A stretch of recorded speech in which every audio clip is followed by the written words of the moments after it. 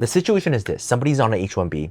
They got terminated. They got fired. Okay? And now they have a grace period before they can find another job. They didn't. They couldn't find a different job. They couldn't get to another H-1B. But their house is here. There's pets here. Their family's here. They have to leave now. They don't have status anymore. So one way is you just leave. The other way is you overstay, you become illegal, finish everything and then leave. But that might be a big problem because you might get an NTA, notice of intent to appear to immigration court. You might have a deportation record. The safest thing is to file a change of status from an H-1B who got fired, who laid off, and now you need to become a tourist and stay here. This individual didn't have a tourist visa. If they did, they could just leave and come back in as a tourist, assuming that the customs officer will let them, but they didn't. So they had to do a change of status to a tourist to buy themselves 6 months of time. If you know anything about immigration law in the past 2 years, this is extremely difficult. Change of status from tourist visa, extending it for another 6 months, going from H-1B to a tourist, very difficult. If you're on a tourist visa and you want to change to H-1B or change to an O-1, maybe a little better, but you're downgrading from a work visa to a tourist, typically a lot harder. But prepared it, did it. They bought their return ticket. They were canceling their bank accounts. They canceled the lease agreements. They did a lot of things to leave. But right after they did everything, another employer came and said, hey, would you like to work for us? Oh. Now we need to go from a pending tourist visa application and change it back to a H-1B. With the concern of, will the officer, without a chance of actually sitting before the client and reviewing with them, just basically looking at the application, you got a H-1B, you got fired, you changed to a B-1, B-2 tourist visa, and now you got another job and you're filing a change back to H-1B. Did you just do the middle part to search for a job? The answer is actually you cannot do that, right? Because if you can, what's the big deal? But you can't. You can't be a tourist shopping for jobs. Yeah. You can't be a tourist interviewing. That's not a tourist permissible activity according to the immigration law right now. So, a lot of suspicion.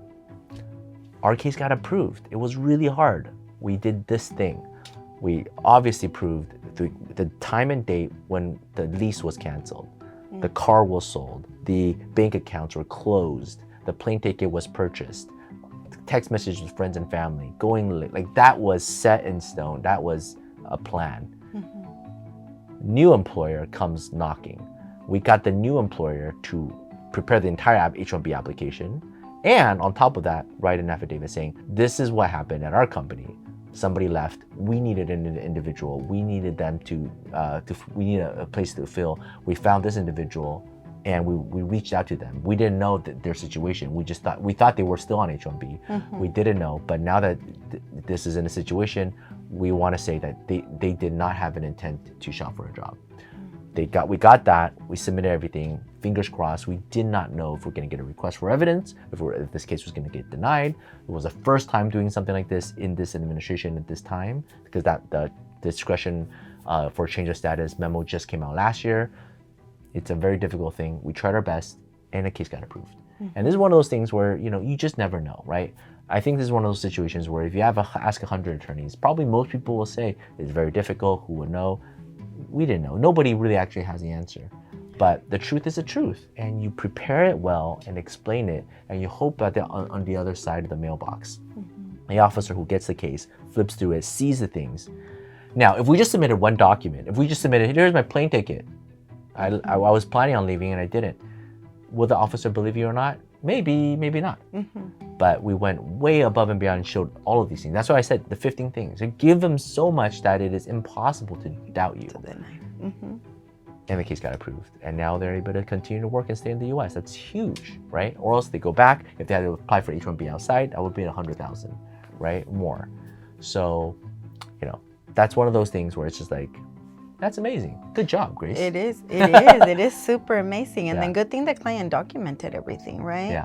Good thing there was proof, because sometimes we come across these cases like where there is very limited evidence. We have to kind of go and find anything else that we could use. But it's so important when you are undergoing an immigration process to keep tabs of everything that you can possibly imagine, right? Like, imagine when you do 245I cases, you have to prove presence back on December 20th, 2000, 21st, 2000, like 26 years ago. I don't remember where I was last week. Right. How can I remember what I did 26 years ago? So I think it's just important that they had all the evidence and that it was so like concise, you know, like lease agreement, closed bank accounts. Like I was getting ready to leave. In fact, you know, like I'm getting rid of everything. And now new employer comes And common sense is really important. Like none of the stuff that we did here is immigration law.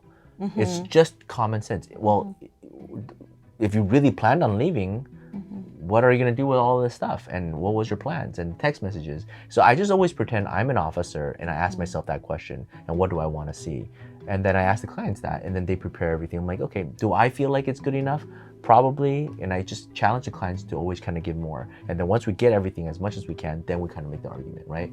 Our job half the time is kind of like being the parent to push the client to get us more documents so that they can win their case, right? Help us help you, help us help you win your case, right?